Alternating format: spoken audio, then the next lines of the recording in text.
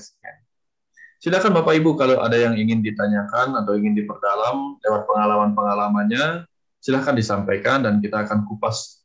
Mudah-mudahan kita dibimbing untuk mendapatkan jawaban-jawaban atas pertanyaan Bapak Ibu semua. Wallahu a'lam. Terima kasih. Terima kasih Pak Wayan Mustika yang sudah menyampaikan pemaparan materinya. Mudah-mudahan bisa dipahami ya Ibu dan Bapak semuanya. Monggo silahkan langsung saja kita diskusi. Bagi yang ingin bertanya silahkan dinyalakan mikrofonnya. Silahkan. Izin bertanya Pak Munawir, Pak Ustadz. Oke, silakan. Silakan Mas Rozi.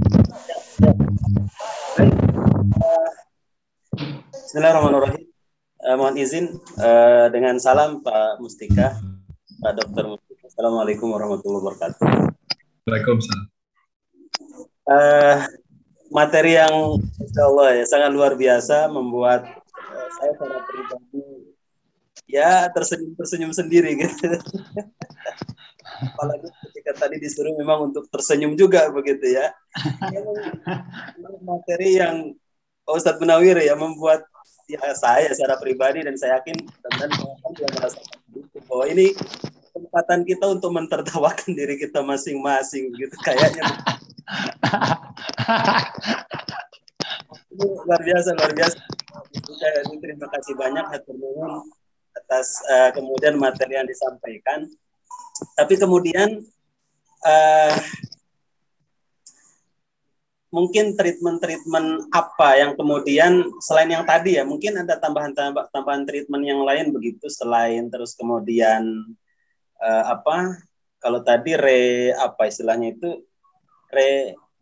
lupa saya tadi itu, pokoknya mengulang untuk kemudian format mindsetnya begitu ya.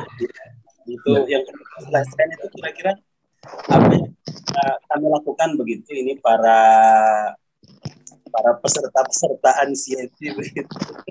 Karena memang betul kadang-kadang tanpa sadar kami memberikan informasi atau instruksi yang tidak sesuai begitu. Kami berharap tidak mengalami istilahnya keringat dingin begitu, kaki tiba-tiba dingin dengan tiba-tiba dingin.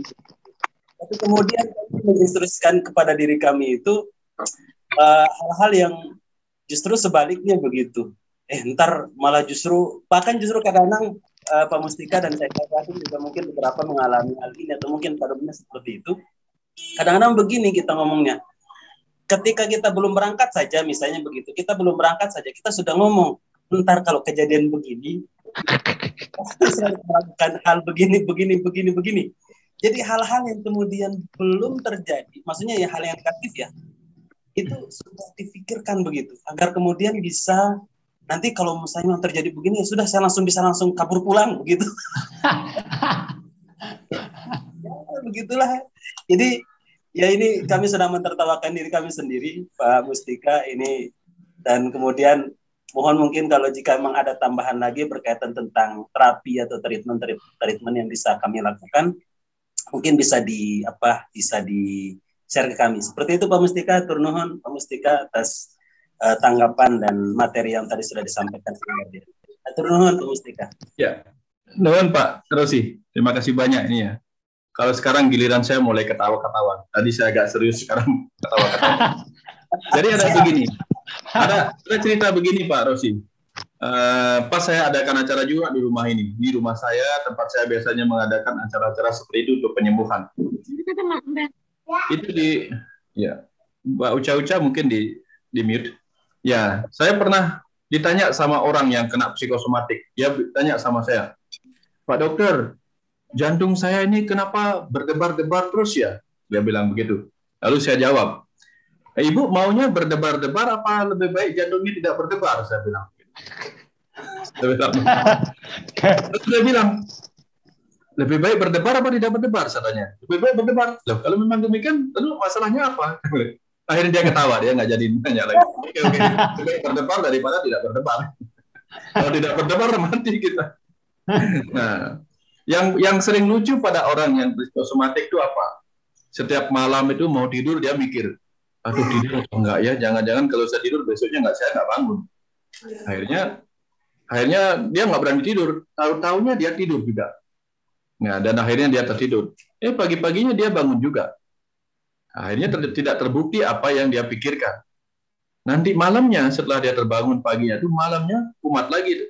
Sekarang tidur nggak ya? Jangan-jangan kemarin itu saya berkah diselamatkan. Jangankan kalau sekarang saya tidur besok malah nggak bangun lagi. Dan terus berulang-ulang. Ya tidak pernah terbukti apa yang dia pikirkan.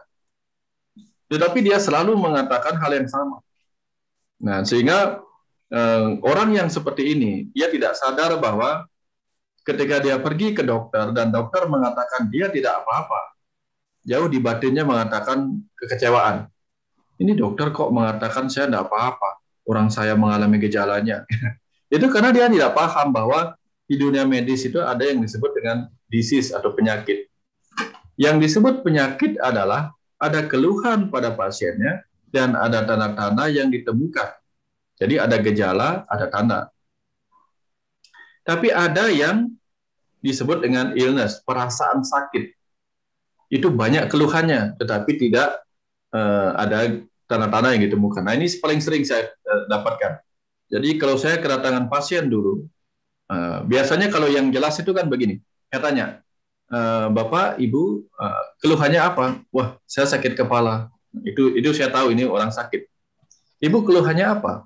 Napas saya kok sesak, Dok. Itu biasanya ada masalah pada organnya. Tapi orang psikosomatik kalau ditanya, begitu datang masuk ke tempat praktek, ditanyanya begini, Ibu keluhannya apa? Waduh, banyak banget, Dok. Nah, itu ciri-ciri orang yang psikosomatik. Kemudian ya ini semua di list sama dia. Saya begini saya langsung ketawa. Nah, karena apa? Ciri-cirinya adalah apa? Semua dia ungkapkan gejalanya. Padahal setelah diperiksa nggak satu pun yang ada. Saya pernah ketemu orang yang ditelepon saya mendadak sama pasien sama klinik karena ada pasien yang katanya sesak napas. Saya cepat-cepat ke klinik. Sampai di klinik ini orang bule muda, saya cek paru-parunya, dia bilang sesak napas, saya cek paru-parunya normal semua. Tidak ada tanda-tanda dia mengalami asma, tapi dia merasa sesak. Jantungnya detak normal. Dan apa yang terjadi? Begitu saya katakan, kamu baik-baik saja, apa masalahnya tadi? Ternyata setelah saya katakan baik-baik saja, dia langsung bangun dan ketawa-ketawa. Berarti saya nggak apa-apa. Tapi kok tadi saya keliengan. Nah, pada saat mau minum teh, dia pikir pada saat minum teh, tehnya itu diracun. Padahal semalamnya dia mabuk, pagi-pagi nggak sarapan, jam 10 baru bangun. Ini bule kan biasa begitu. Jam 10 baru bangun, lalu dia pergi mau sarapan. Sebelum sarapannya jadi, dia minum teh. Nah, jadi ketika dia pas mau minum teh, tubuhnya kekurangan gula karena dari semalam nggak makan. Nah, dia pikir teh lah penyebabnya, maka dia guncang begini. Akhirnya setelah saya jelaskan, kamu nggak apa-apa, kamu baik-baik saja, ini hanya cemas, hanya panic attack, itu serangan panik. Lalu dia ketawa-ketawa dan dia langsung keluar, saya apa-apa begitu. Nah, kita mungkin mengalami gejala-gejala yang sama. Nah, jadi banyak hal dalam diri kita tuh yang, ya kalau sudah sembuh ya, semakin kita sembuh lebih bagus, semakin kita akan sering menertawakan diri sendiri. Saya kenapa ya dulu itu kok bisa begini? Dengar berita begini jadi takut. Nanti setelah sembuh benar kita ketawa, benar kita ketawa menertawakan diri kita. Saya bisa begini. Ya seperti itu kira-kira. Ya. Ya, terima kasih banyak Pak Mustika atas penjelasan. Saya belum menjawab tadi ya. Pemahaman apa ya gitu ya. Nah, pengalaman saya itu begini.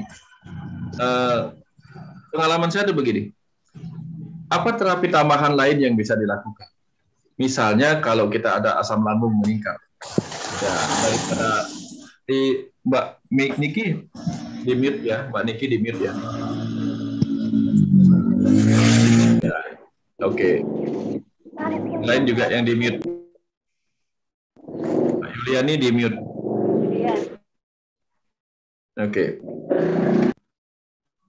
Oke. Nah, yang sering saya lakukan ketika asam lambung saya meningkat, ini buat Bapak Ibu, teman-teman yang sedang mengalami asam lambung yang meningkat karena sedang berproses dalam gejala cemas ini, gejala psikosomatik ini. Nah, itu boleh dicoba karena saya lakukan itu. Saya tidak minum obat, walaupun saya dokter. Saya lebih memilih minum jamu kunyit, jamu kunyit. Karena jamu kunyit itu mengandung anti radang. Ya, anti radang dia menyembuhkan lambung kita yang luka, itu bagus. Jadi boleh dicoba jamu kunyitnya, boleh tambahin madu, boleh. Terus kalau misalnya ingin mendapatkan makanan-makanan yang membuat kita lebih semangat gitu, coklat boleh, coklat, strawberry, blueberry boleh, kiwi boleh, kiwi. Kalau ada buah kiwi, tapi jangan kiwi yang semir ya. Kalau kiwi yang semir itu keracunan. Gitu. Jangan kiwi yang semir, tapi buah kiwi itu bagus itu untuk bagus untuk membuat kita bahagia. Terus pagi-pagi ya, terapi yang lain pagi-pagi habis sholat gitu misalnya sambil menunggu matahari terbit, Bapak Ibu bisa melakukan ini, menghadap ke arah matahari terbit pagi-pagi ya, bentangkan tangannya, lalu angkat dagunya begini, melihat ke langit. Nah, apa yang terjadi? Dagu yang terangkat ke langit, posisi kepalanya agak begini, itu akan membantu otak kita tuh memproduksi hormon yang berisi semangat, hormon yang menciptakan semangat. Lalu tangan yang kita rentangkan ini menandakan kita ikhlas menerima apapun yang datang hari ini. Karena di ajaran Islam yang mendalam, ya, Islam itu kan kalau tidak salah artinya kepasrahan yang mendalam. Jadi kalau kita sudah berpikir tentang kepasrahan, kenapa kita harus pasrah? Karena tubuh kita ini adalah kecerdasan semesta, ada Tuhan di dalamnya. Pikiran kita ini adalah kecerdasan sadar, ada Tuhan di dalamnya sebagai kecerdasan. Ruh kita juga adalah percikan dari kecerdasan semesta, ada Tuhan di dalamnya. Jadi selama kita tetap hidup, kita tetap bersama Tuhan, bahkan setelah mati nanti. Kalau sudah demikian, apapun yang kita lakukan, semua sudah ada di dalam kuasanya. Jadi dengan demikian, itulah kita harus mencapai kepasrahan yang mendalam. Cara-cara mencapainya yaitu latihannya adalah buka ini ke atas, jangan nunduk ke bawah. Kalau orang nunduk itu lebih banyak depresinya. Jadi kalau orang lagi jalan-jalan nunduk, dia mungkin cari uang receh yang jatuh di jalanan, dia depresi. Kalau orang yang dagunya terangkat, dia noleh-noleh. Ini kira-kira saya mau bangun rumah bertingkat berapa ya gitu. Kira-kira saya mau terbang kemana nanti ya. Nah jadi orangnya lebih semangat. Kalau nunduk dia biasanya lagi habis putus pacar atau bisnis bangkrut, tunduk. Jadi jangan sampai terus-terusan menunduk. Angkat kepalanya begini, nanti hormon-hormon semangat akan ditingkatkan di otak kita, diproduksi. Terutama pagi-pagi. Walaupun matanya tertutup, cahaya pagi yang masuk ke mata kita itu akan membangkitkan hormon semangat. Itu hebatnya kecerdasan dalam tubuh kita.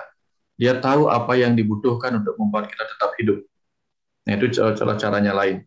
Jadi itu cara yang sudah dilakukan. Kemudian selain tertawa, selain banyak senyum, boleh menangis kalau sedih. Kemudian minum jamu kunyit untuk yang asam lambungnya meningkat. Gitu. Kemudian yang jantungnya sering berdebar, kurangi mungkin kopinya. Kemudian ya itu kira-kira. Selain itu makan biasa saja. Kurangi rasa takut terhadap apapun. Jangan berlebihan saja. Kira-kira seperti itu, Pak Rusi, tambahannya. Ya, terima kasih banyak, Pak Mustika. Sama-sama. Terima kasih banyak. Silakan, tadi ada yang raise hand juga tadi. Ada yang raise hand. Silakan, monggo yang mau bertanya. Bu Hermawan kayaknya tadi. Monggo silakan.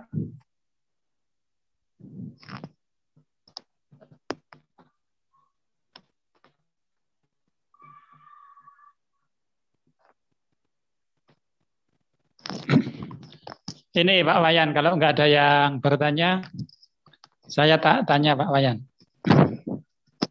Iya, silakan. Dalam terapi ventilasi tadi kan salah satunya adalah menangis ya. Nah, ketika menangis itu bisa enggak ketika kita pura-pura menangis, misalnya. Kita pura-pura menangis ketika kita mungkin mengingat sesuatu masa lalu atau kondisi saat ini, kemudian kita menangis. Atau ketika kita tidak ada rasa sedih pun, kemudian kita juga action menangis dalam rangka untuk terapi ventilasi tadi. Itu bisa enggak Pak Wayan? Terima kasih. Terima kasih, Pak Ustadz. Yang agak berat itu adalah action menangis. Ya. Tapi kalau kita tertawa tanpa sebab, itu masih mungkin. Karena banyak, kalau misalnya kita ada terapi tertawa. Terapi tertawa itu, awal-awal kita bingung, ini ngapain ketawa tanpa sebab. Tapi kalau diikutin, kita bisa ketawa. Ketawa melihat orang lain ketawa. Nah, tapi kalau menangis agak susah, karena dia emosi yang berbeda. Agak susah menangisnya. Sehingga boleh menangisnya dengan nonton film yang menyebabkan kita terharu, atau boleh nonton film yang menyebabkan kita teringat pada hal-hal yang kita lupa syukuri, atau misalnya hal-hal yang membuat kita bersedih, atau itu boleh. Tapi yang terpenting adalah ketika kita ada kesedihan dan dulu kita takut menangis, kan karena biasa. Waktu kita kecil kan sering dimarahin sama orang tua. Kamu segitu aja menangis, kamu segini aja menangis. Sudah, jangan menangis, kamu sudah besar. Akhirnya apa? Tangisan yang sebenarnya ekspresi sederhana. Ya. Jadi anak kecil itu kan kalau bayi kan cuma punya dua. Kalau lapar nangis, kalau senang tawa. Jadi tangis dan tawa itu adalah cara alami tubuh kita untuk melakukan proses penyembuhan. Tapi setelah beranjak dewasa, kita takut menangis. Jangan menangis, kamu sudah gede. Jangan tertawa, kayak orang gila, tawa sendiri. Nah, akhirnya dua hal ini kita kehilangan normalitas kita. Hal-hal yang tadinya natural, kita ketawa, natural kita menangis, jadi malu. Padahal yang menangis ya menangis saja sudah. Tapi jangan berlebihan. Itu aja sebenarnya. Apapun yang berlebihan berbahaya. Ya, karena kalau kita menangis sampai keras, bisa ketawa. Kalau kita ketawa sampai kencang, bisa menangis. Gitu. Ya, itu yang terjadi. Sehingga tawa boleh ketawa, nangis boleh nangis, tapi untuk tujuan terapi. Nah, yang saya ceritakan tadi itu adalah, kalau nangis dibuat-buat agak susah. Dia memang membutuhkan dia ekspresi. Tapi kalau ketawa, pengalaman saya mengatakan bahwa sekalipun kita tidak sedang gembira, tapi kalau kita pancing diri kita dengan ketawa, itu gampang. Contohnya anak kecil, tidak ada yang gembira, tinggal digelitik saja, dia bisa ketawa. Ya, tubuh kita kalau digelitik-gelitik di pinggangnya itu kan bisa ketawa. Artinya ada hal yang bisa dipicu sedemikian rupa. Ya, kalau menangis pura-pura agak susah, karena dia bukan ekspresi jadinya. Ya, kira-kira seperti itu, Ustaz. Ya, ya. Tadi boleh dicoba, siap. boleh. Karena ini Pak Wayan yang reprogram. Oke, siap. Ya, ada yang tanya siapa? Silakan. Kalau ada yang tanya. Ji, silakan. Silakan Ibu. Silakan Bu Anggreni. Ya, kalau Ibu minum siapa dari mana? Gimana dok? Minum susu. Kunyitnya itu kunyitnya itu diapakan dok? Diparut atau di gimana? Diiris baru direbus atau gimana? Ya. Ya. Saya nggak tahu cara membuatnya, tapi saya biasa beli jamu yang sudah jadi. Tapi rata-rata jamu yang saya beli itu dia diparut. Dia diparut, kemudian begitu halusnya sampai seperti serbuk. Tapi ada juga yang menjual serbuk-serbuk kunyit itu, serbuk kunyit itu bisa diaduk juga. Ada yang jamu kunyit yang dalam bentuk serbuk. Ada. Boleh tambahin jeruk nipis, boleh tambahin madu, boleh. Kalau jeruk nipis itu kira-kira kan biasanya kalau minum jeruk nipis malah perih perut. Itu nggak masalah dok. Kalau perih ya jangan dipakai. Tapi ada beberapa orang yang tambahin nggak apa-apa karena sedikit kan. Apa-apa. Ya namanya jeruk nipis harus nipis-nipis tuh, jangan tebal-tebal. Silakan yang lain. Silakan. Silakan. Itu minum kunyitnya waktu pagi, malam, apa siang, apa sore? Saya biasanya kalau jamu kunyit itu saya minum habis sarapan. Saya minum. Ya. Tapi kalau gimana, saya haus ya, taruh di kulkas, saya haus, saya minum aja sedikit gitu. Ya. Dia bagus. Karena kalau orang-orang dulu di desa-desa, ketika mereka suka sabung ayam itu, ayamnya terluka, ya kalau mungkin di desa-desa di Jawa juga ada, ayamnya terluka biasanya digeprokin kunyit ya. Itu memang secara medis itu, secara ilmu kedokteran tradisional, obat-obatan, kurkuma yang kunyit itu mengandung zat-zat selain mengandung antioksidan, dia juga mengandung anti radang. Dia menyembuhkan. Ya. Oke, Dia yang siap. paling benar. Ya. Oke. Ada lagi. Ada lagi, silakan yang lain. Ada tadi 3 yang raise hand itu. Masih ada, silakan. Iya Pak, silakan Pak. Bu Ayu. Bu Bu Ayu dari Wonosobo ini, Pak. Oh Pak. ya, siap. Ya, selamat siang Pak Mustika. Siang, Ibu. Ya, saya Wahyu Budiati dari Wonosobo.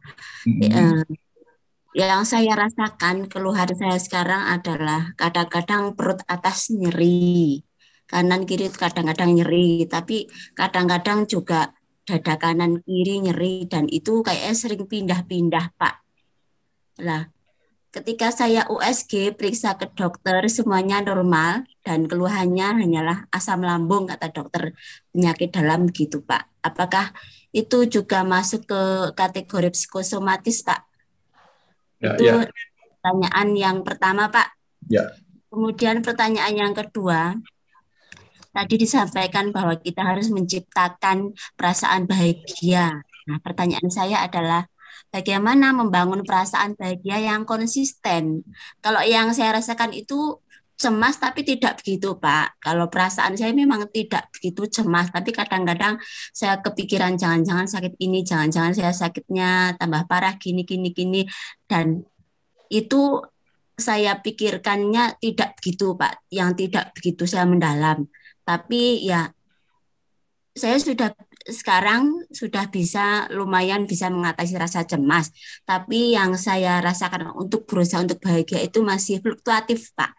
Masih belum konsisten gitu lah. Bagaimana cara membangun rasa bahagia kita, bagaimana rasa nyaman hati kita supaya tetap konsisten, tidak fluktuatif gitu, Pak. Itu saja yang saya tanyakan. Sekian.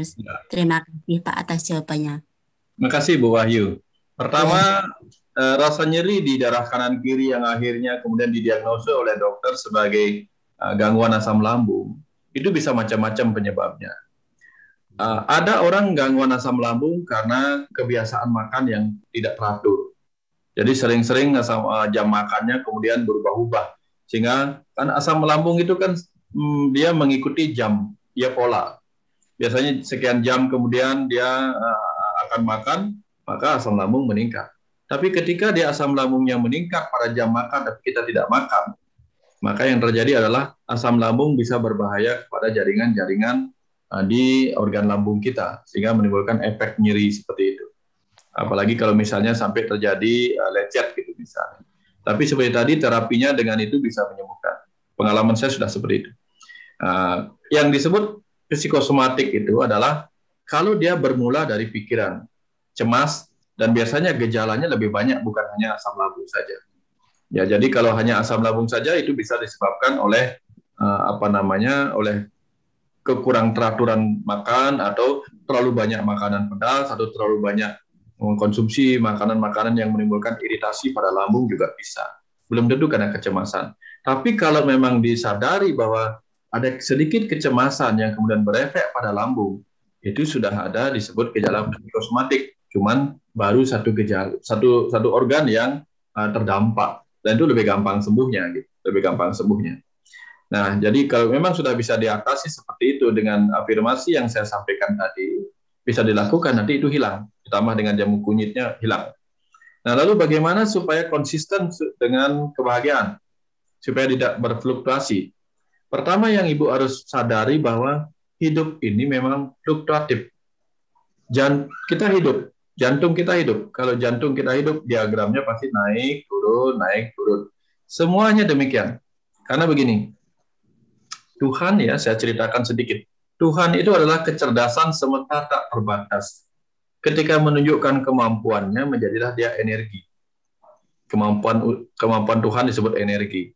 Energi itu ada energi cahaya. Sehingga kalau kita tidak bisa menjumpai Tuhan sebagai kecerdasan, kita menjumpai Tuhan sebagai energi cahaya. Energi cahaya bisa disebut sebagai nur. Mau nur insan, nur Allah, nur Muhammad, kita cari nur. Mau nurani boleh dalam diri kita.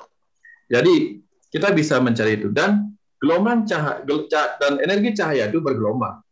bergelombang. Ketika menjadi energi suara, dia juga bergelombang. Ketika menjadi gelombang elektromagnet, dia juga bergelombang. Dan ketika energi memadat, dia menjadi materi. Materi ini juga menciptakan gelombang. Jadi, kalau materinya memadat menjadi bumi, perjalanan di bumi bergelombang, naik turun. Perjalanan ketika dia menjadi laut, materinya jadi H2O, jadi air, juga airnya bergelombang.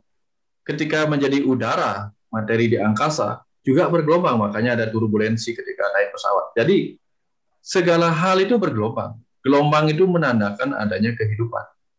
Jadi kalau kita kadang bahagia, kadang turun bahagianya, itu nggak apa-apa, itu normal-normal saja. Kadang kita sedih, kadang kita tidak sedih, itu juga normal. Jadi kalau kita ingin bahagia konsisten, maka kita harus bisa belajar menerima segala gelombang kehidupan ini. Kadang kalau kita jualan, kadang dia dapat, kadang nggak dapat. Nah, tapi kalau kita sadar bahwa ini sudah biasa, hidup ini gelombang. Ya. Kadang kita merasa dekat dengan Tuhan, kadang kita merasa jauh dengan Tuhan. Itu juga sebuah gelombang. Ya, tapi kalau kita flat, nah jadi kalau orang tidak punya emosi, emosinya flat, orang ketawa dia bengong, orang sedih dia bengong, gitu namanya gangguan. Jadi kita ikuti flat, tidak apa-apa. Jadi supaya kita konsisten mendapatkan kebahagiaan itu, yang paling kunci adalah rasa syukur. Ya, karena ada orang bahagia tapi lupa bersyukur. Tapi begitu orang itu bisa bersyukur, dia bisa selalu bahagia. Karena dia selalu menemukan hal-hal yang bisa dia syukuri. Misalnya, ada orang tidak bahagia karena dia lumpuh. Sementara kita bisa berjalan. Apa mungkin yang bisa berjalan tidak bahagia, yang lumpuh juga tidak bahagia? Kalau orang yang lumpuh tidak bahagia, maka kita yang masih bisa berjalan harusnya bahagia. Ya. Orang yang tidak punya pasangan hidup sedih. Tapi orang yang punya pasangan hidup, apakah harus bersedih? Kalau dia sama sedih, maka sama aja artinya kita dengan orang yang tidak punya pasangan hidup. Jadi dengan cara demikian kita bisa melihat begitu banyak hal yang bisa kita syukuri. Ada orang yang tidak bisa membeli pakaian, tapi kita masih bisa membeli pakaian. Itu bisa membuat kita bahagia kalau kita menoleh. Ya. Ada orang tidur di emperan jalan, kedinginan, kehujanan, kepanasan. Tapi kita masih punya kasur untuk tempat kita tidur. Apakah itu tidak layak untuk membuat kita bahagia kalau dibandingkan dengan yang itu? Ya. Nah, kira-kira seperti itu cara untuk kita menemukan kebahagiaan. Jadi ada dua cara, menunduk dan menengadah. Pada saat kita punya, menengadahlah supaya kita bisa melihat bahwa di atas langit masih ada langit. Tidak ada kesombongan yang membuat kita bisa melihat diri kita lebih tinggi daripada yang lain. Tapi begitu kita merasa diri kita sangat-sangat terpuruk, lihatlah ke bawah, menunduklah. Maka kita akan lihat ketika kita menunduk, selalu ada yang di bawah kita. Sehingga kita menemukan rasa syukur di titik manapun kita berada. Tanpa perlu merasa sombong, karena di atas kita pasti ada lagi yang lain. Nah, ini cara kita untuk selalu bahagia secara konsisten. Kira-kira demikian, Bu Wahyu. Mudah-mudahan menjawab pertanyaan. Ya. Ya. Izin bertanya, Pak Wayan. Silakan Pak Dani, silakan.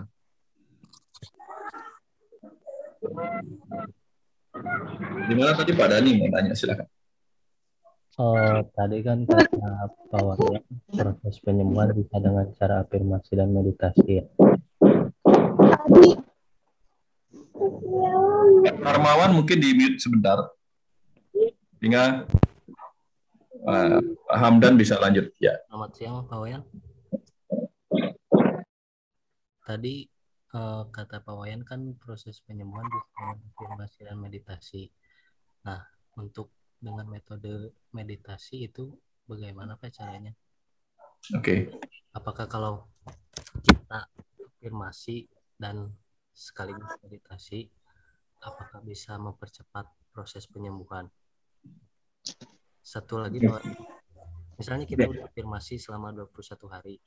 Nah, agar kita mengetahui kalau kita udah menuju proses penyembuhan, itu gimana ya Pak? Soalnya setelah afirmasi itu masih ada rasa-rasa tidak enak gitu, malah makin kerasa gak enak gitu. Biar kita tahu kalau kita udah menuju proses menuju sembuh gitu. Itu gimana Pak? Terima kasih Pak. Ya. Makasih Pak Mada.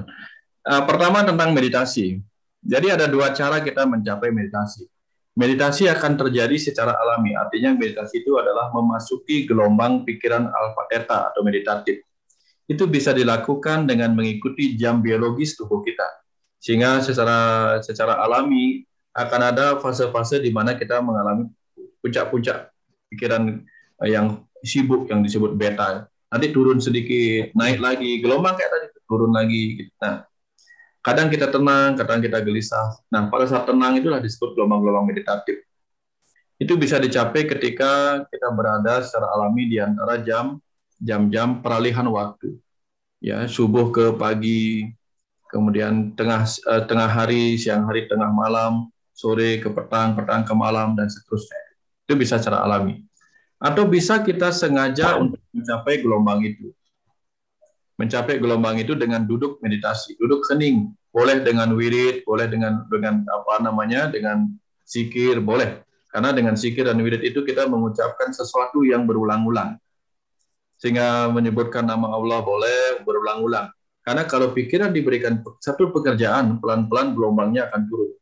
Dari gelombang beta yang sibuk, dia menjadi gelombang yang alpha theta karena dia fokus pada sesuatu. Nah, setelah itu kita meditasi dan melakukan afirmasi secara sadar atas apa yang kita inginkan. Itu lebih gampang lagi karena kita secara sadar masih dalam kondisi meditasi. Kita bisa benar-benar mengatur apa yang kita inginkan. Tapi kalau kita menggunakan waktu sebelum tidur, nanti kadang-kadang kita benar-benar ketiduran sampai lupa apa yang kita ingin sampaikan. Tapi kalau meditasi mendalam, kita bisa benar-benar menggambar secara seakan-akan itu real apa yang akan kita inginkan. Nah, saya membuat video meditasi kesembuhan. Artinya bisa didengarkan dengan sambil duduk, sambil mendengarkan meditasi kesembuhan yang saya bikin di dalam YouTube itu. Nah, kanal YouTube saya sudah di-share sama ada di ruang ini ada Pak Surya. Pak Surya, beliau adalah juga tim kita di Rumah Semesta yang menguasai ilmu hipnoregresi dan hipnoterapi. Jadi kalau tidak bisa melakukan hipnoterapi untuk menyembuhkan diri sendiri secara auto hipnoterapi dengan afirmasi tadi menjelang tidur, itu nanti bisa minta tolong kepada Pak Surya yang ada di grup ini. Nanti lihat di grup ini, silakan chat, bisa minta tolong juga supaya nanti dibantu untuk bagaimana melakukan hipnoterapi. Tapi tentu syaratnya adalah harus di Bali karena bisa dibimbing langsung. Jadi artinya kapan bisa ke Bali atau bagaimana, atau mungkin lewat Zoom, nggak tahu saya caranya. Nah, nanti itu yang dilakukan sehingga diajaklah kita untuk masuk ke batin bawah sadar dan membersihkan hal-hal yang menjadi penghambat kesembuhan kita. Itu yang pertama. Terus yang kedua, bagaimana kita tahu bahwa proses sedang terjadi? Kita tidak akan pernah benar-benar tahu proses terjadi apa enggak. Disinilah butuh keyakinan dan kepasrahan. Jadi afirmasi, reedukasi, semua itu adalah kita lakukan di pikiran sadar kita. Setelah kita memberi perintah lewat afirmasi kesembuhan selama 14 atau 21 hari itu sama dengan kita meregangkan anak panah lalu melepas anak panah. Kita tidak pernah tahu kapan sampainya, kapan ini. Ya. Kalau kita memiliki keyakinan penuh, lebih gampang terjadinya. Tapi begitu kita mengatakan, ini kok belum sembuh ya. Nah, pada saat itu kita kehilangan keyakinan. Seketika itu juga batin bawah sadar kita seperti tidak dipercaya lagi. Kita seperti meng-cancel.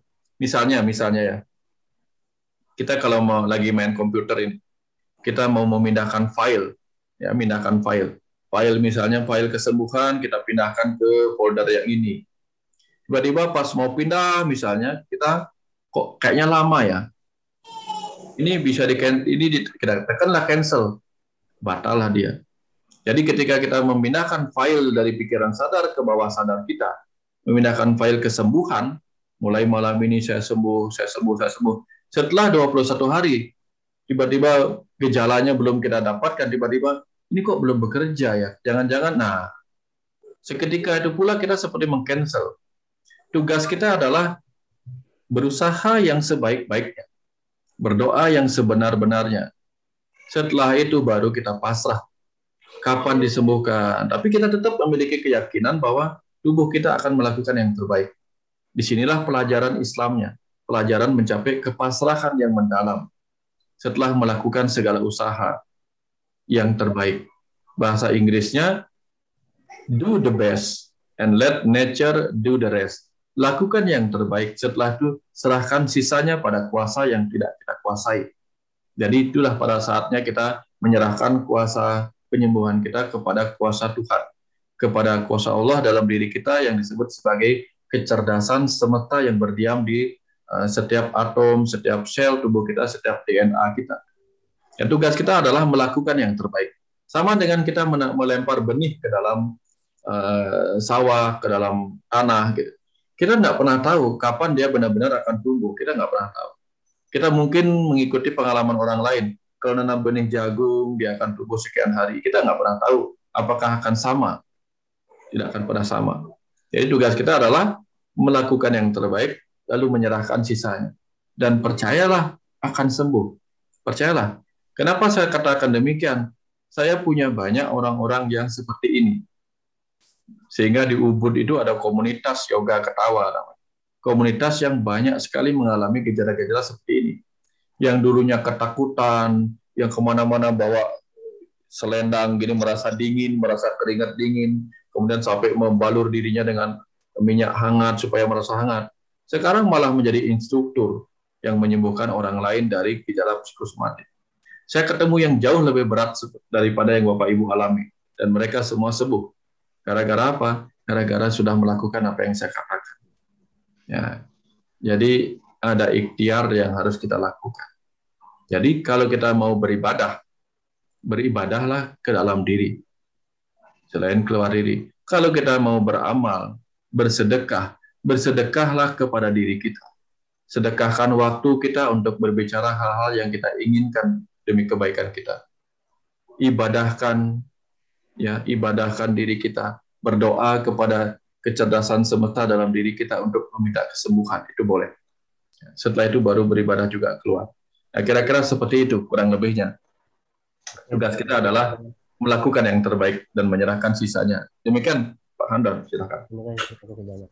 Ya, ada pertanyaan selanjutnya nih Pak, ada yang chat. Yes, silakan. Ini saya bacakan pertanyaannya. Apakah ada hubungannya antara asam lambung naik dengan tensi darah, asam urat, dan kolesterol? Dan bagaimana ketika tangan kesemutan kalau tidak dipakai aktivitas, tetapi ketika dipakai aktivitas, itu kesemutannya hilang? Itu Pak, terima kasih. Ya, itu pertama, apakah ada hubungannya asam lambung yang meningkat dengan tensi tinggi, kolesterol tinggi? Jadi begini, tergantung. Sebenarnya sih nggak ada hubungannya. Ada hubungannya dalam arti secara langsung nggak ada hubungannya. Tapi kalau misalnya asam lambungnya meningkat dikarenakan oleh beban pikiran atau stres, maka sesungguhnya stres itulah menyebabkan asam lambung meningkat, tensinya juga meninggi karena dia menegang. Pembuluh darahnya menegang, tensinya tinggi. Nah, kemudian bagaimana dengan kolesterol dan asam urat? Nah, kolesterol itu kan protein-protein yang bergabung dengan lemak-lemak. Jadi lipoprotein namanya, lipoprotein. Jadi lipo itu lemak, protein itu ya protein. Itu bisa karena pengaruh kita banyak makan yang mengandung lemak, goreng-gorengan, kemudian lemak-lemak yang ini, yang tak jenuh, lemak-lemak yang tak jenuh. Jadi itu yang kita terlalu banyak konsumsi dalam kehidupan sehari-hari kita. Ditambah lagi dengan stres. Nah, akhirnya kolesterol kita juga bisa meningkat. Asam urat kemudian bisa meningkat. Orang stres kan kadang-kadang karena gelisah dia makan kacang banyak. Ada yang seperti itu.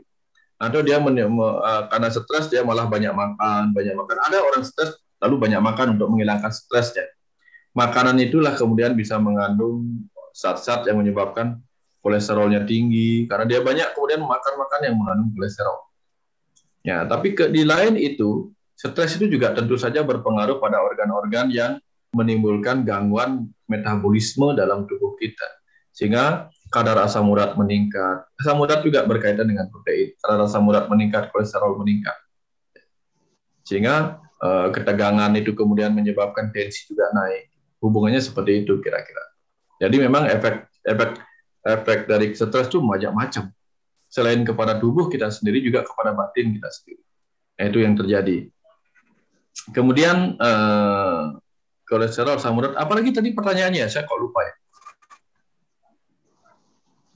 Apa ya tadi? Kesemutan. Oke. Kalau kesemutannya apa yang menyebabkan dia kesemutan kalau tidak dipakai bekerja? Ada begini. Bayangkan kalau kita duduk bersila. Ini yang apa? Kesemutan, Pak. Ya, duduk bersila, duduk bersimpuh. Pada saat itu, duduk itu menyebabkan terjadinya jepitan pada pembuluh darah. Oleh karena kita kaki menekuk atau tangan menekuk dan sebagainya, itu menimbulkan jepitan pada pembuluh darah. Akhirnya ketika kita luruskan kaki kita, aliran darah lancar kembali. Itu sama dengan orang yang sesudah melakukan aktivitas, aliran darahnya lancar kembali. Kesemutan kan karena disebabkan oleh satu, penekanan pada serabut saraf, dua, disebabkan oleh saraf kekurangan vitamin B, tiga, karena saraf kekurangan aliran darah, tidak mendapatkan makanan. Sehingga orang bisa kesemutan gara-gara duduknya menekuk terlalu lama, bersila gitu misalnya. Atau tangannya kejepit sesuatu, coba misalnya dikasih karet gelang, ini lama-lama itu bisa bengkak, bisa rasa kesemutan tuh. Itu contoh kalau dia kejepit sarafnya oleh karena sesuatu, karena diam atau karena ditekuk gitu. Atau karena kekurangan vitamin B, atau karena kurang gerak, itu juga bisa. Ya, kalau lama-lama duduk itu bisa kesemutan kita karena kurang gerak. Jadi itu bisa disebabkan oleh aliran darah yang tidak lancar, sehingga kita butuh banyak gerakan, olahraga, kegiatan fisik. Atau kalau kita kekurangan vitamin B, maka minum tablet vitamin B, atau makan nasi beras merah, makan kacang hijau juga bisa. Ya, jadi cari buah-buahan atau apa yang mengandung vitamin B. Cara lain adalah dengan memeriksa gula darah kita. Karena beberapa orang kesemutan dipengaruhi oleh gula darahnya terlalu banyak. Jadi kalau gula darahnya banyak, pembuluh darahnya menjadi kental. Karena darahnya menjadi kental, darahnya itu sulit masuk ke bagian-bagian kecil dari pembuluh darah yang memberi makan kepada saraf. Itu juga berpengaruh menyebabkan kesemutan. Jadi selama gula darah normal, kemungkinan penyebabnya adalah yaitu tadi, kurang gerak, menekuk, atau kurang vitamin B, sehingga terapinya seperti yang saya sampaikan. Kira-kira seperti itu, Bu Wahyu. Siapa Bu Wahyu tadi nanya? Silahkan. Ya. Ada lagi ya? Yang lain silahkan. Terima kasih Pak Wayan. Ini pertanyaan selanjutnya, Pak. Ya. Oh, silakan. Saya? Monggo. Ya, silakan. Jadi, saya perkenalkan Ana dari Purwodadi, Pak Wayan. Selamat siang. Yang mau saya tanyakan, apakah makanan itu berpengaruh pada kecemasan, ataukah itu hanya program lama yang sudah tertanam? Maksudnya seperti rasa pedas, makan pedas begitu, kemudian terasa kurang nyaman, mungkin karena asam lambung atau bagaimana. Dan sebaiknya pada saat terjadi seperti itu, menyadarkan diri bahwa itu hanya program lama yang sudah tertanam dan semuanya akan baik-baik saja, atau segera minum obat. Demikian, terima kasih. Terima kasih, Ibu. Saya juga pernah mengalami cerita yang sama.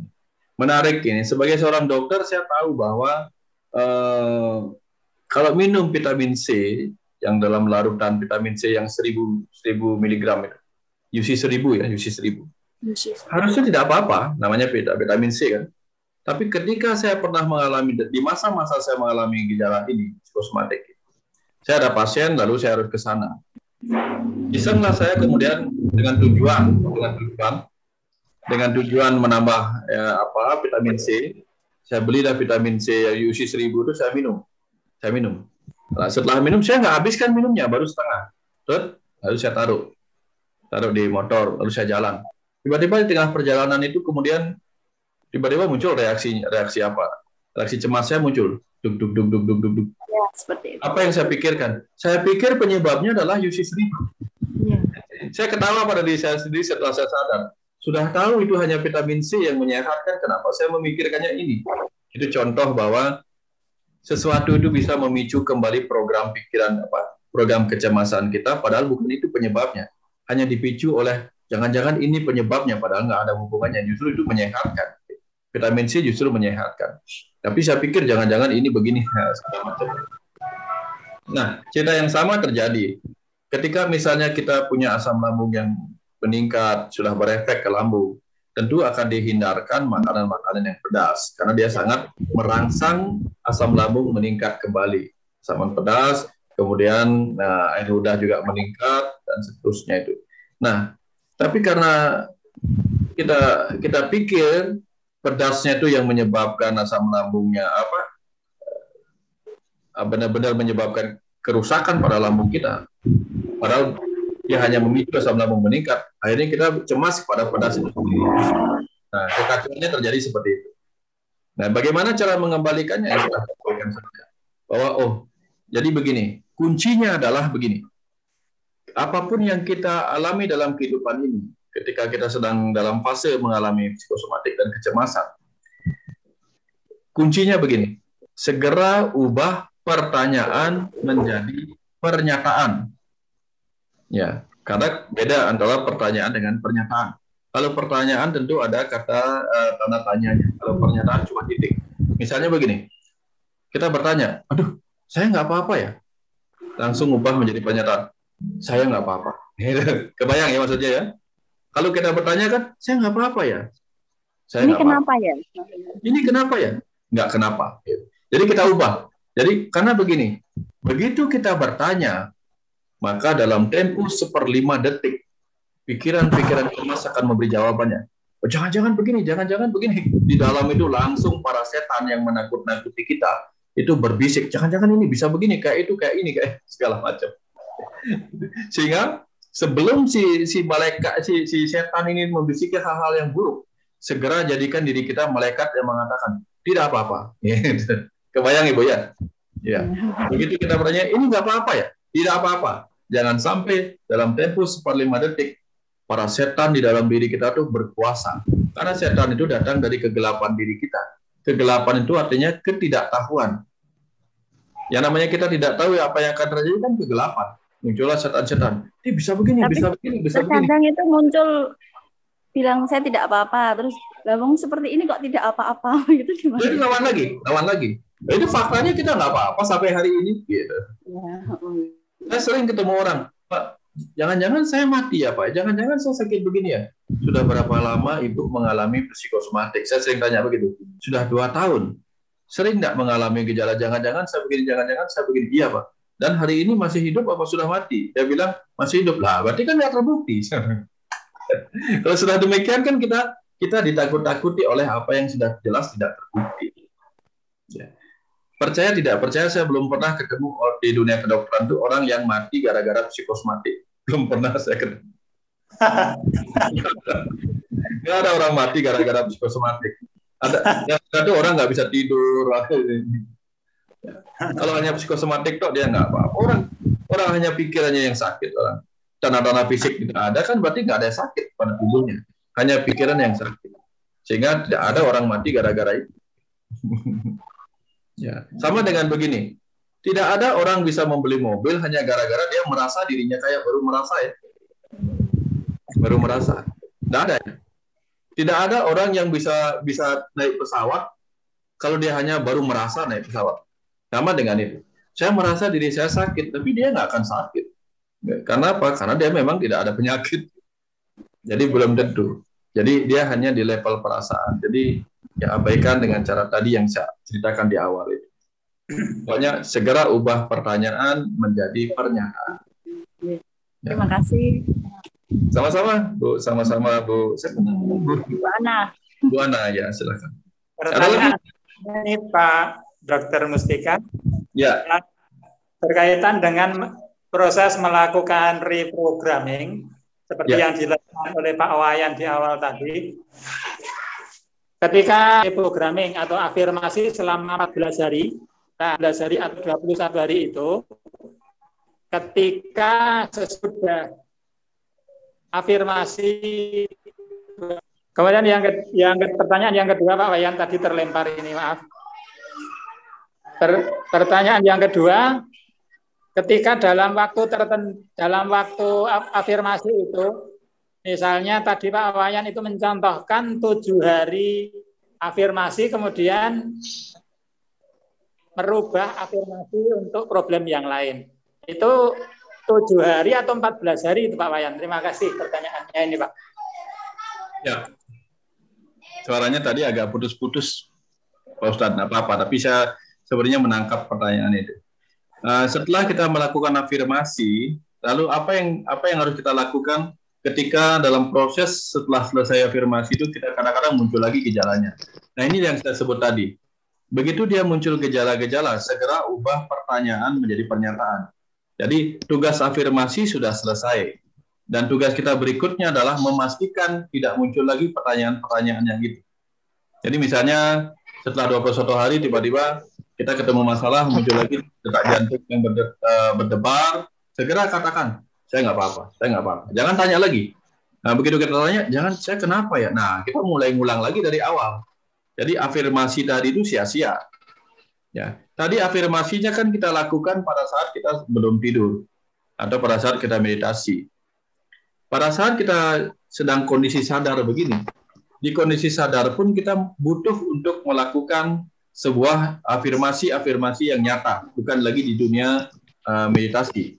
Jadi begitu pada saat kita sadar ini dia muncul, kita katakan tidak apa-apa.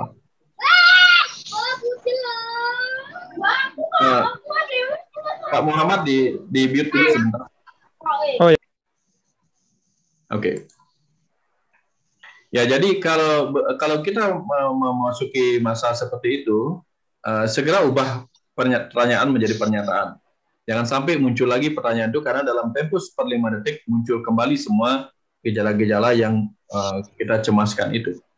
Nah, itu tugas kita adalah pada saat kita meditasi dan pada saat kita dalam kondisi sadar begini.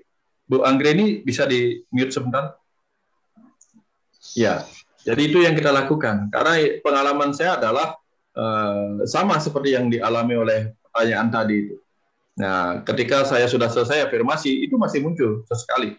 Tapi begitu muncul, saya sentuh, kemudian saya katakan, nggak apa-apa, nggak apa-apa. Ini sedang berproses. Lalu saya katakan demikian untuk terus-menerus membangun keyakinan. Ini sedang berproses. Nah, lalu pertanyaan kedua, kalau kita punya banyak gejala, bagaimana? Boleh setiap gejala itu dilakukan. Sebenarnya 14 hari, 21 hari, 1 minggu, itu tergantung pada kemampuan kita untuk membangkitkan keyakinan dalam diri kita. Bahkan kalau kita sudah biasa sholat, biasa terhubung dengan diri kita sendiri, cukup 1 malam aja kita berbicara sudah terjadi. Saya pernah melakukan itu untuk berharap buku saya dicetak di sebuah percetakan Gramedia nasional. Saya hanya 1 malam aja membayangkan buku ini akan terbit tingkat nasional. 1 malam aja saya katakan demikian. Saya lakukan penggambaran. Setahun kemudian dia menjadi kenyataan. Jadi saya katakan 1 malam, setahun kemudian, bayangkan setahun kemudian itu baru menjadi kenyataan. Karena prosesnya kan panjang. Prosesnya semesta itu kan mempersiapkannya panjang. Sama dengan kalau kita misalnya meminta sama orang-orang, tolong dong bangunkan saya sebuah gubuk bambu. Mungkin lebih cepat selesainya. Kalau kita bilang sama arsitek, tolong dong bangunkan saya rumah bertingkat 13, mungkin lebih panjang waktunya. Nah, sama dengan demikian. Kalau banyak penyakit yang sedang kita rasakan gejalanya, lalu kita ingin sembuh, tentu satu persatu akan diselesaikan, diharmoniskan di dalam tubuh kita. Tapi kalau misalnya kita sendiri sudah terbiasa harmonis, 1 kali aja mengucapkan, semuanya menjadi kenyataan dalam tempo yang lebih cepat. Sama seperti saya, 2 tahun mengalami gejalanya, hanya dalam tempo 2 bulan, hilang semua, nggak ngerti kemana hilang. Berhenti demikian saja. Nah, jadi mau 7 hari, 14 hari, 21 hari, sampai titik kita sudah yakin, boleh dihentikan. Ya, boleh dihentikan untuk kemudian berpasrah mengikuti proses. Jangan sampai meng-cancel. Itu saran saya. Jangan meng-cancel dengan kok masih begini ya. Kalau sudah mengatakan demikian, maka yang didengar itu yang terakhir itu kok masih begini ya. Koknya tidak diingat sama pikiran bawah sadar kita. Masih begini ya, itu yang akan diingat. Maka masih begitulah kita. Ya, jadi jangan sampai kita bertanya lagi, kok masih begini, kok masih begini. Selalu katakan, ini berproses menyembuh. Saya akan sembuh. Ini proses penyembuhan. Karena kadang-kadang itu kalau kita mau membuat rumah tingkat ke atas, kadang-kadang tukangnya malah menggali ke bawah. Nggak apa-apa, itu dasar-dasar. Sama dengan penyembuhan itu. Kadang-kadang kita mau sembuh kok malah mengalami hal yang menurut kita aneh. Nggak apa-apa, itu proses penyembuhan. Kebalikan-kebalikan. Ya. Kalau misalnya kita ingin merapikan taman. Loh, mau membersihkan taman, merapikan taman, kok malah banyak sampah? Ya, namanya juga mau dirapikan kan pasti banyak daun-daun yang dipotong, sampah yang banyak. Sabarlah menunggu sampai tiba saatnya taman itu rapi kembali, bersih semua. Jangan lihat pada saat prosesnya itu. Ya, lihat aja nanti terakhirnya. Proses itu kadang-kadang terlihat agak aneh memang. Sama dengan kita minum obat. Kita minum obat supaya sembuh, ini kok obatnya menyakitkan. Kadang pahit, kadang kalau disuntik sakit. Ya namanya mau sembuh, kadang-kadang kebalikan terjadi. Kira-kira seperti itu. Pak Ustadz, silakan.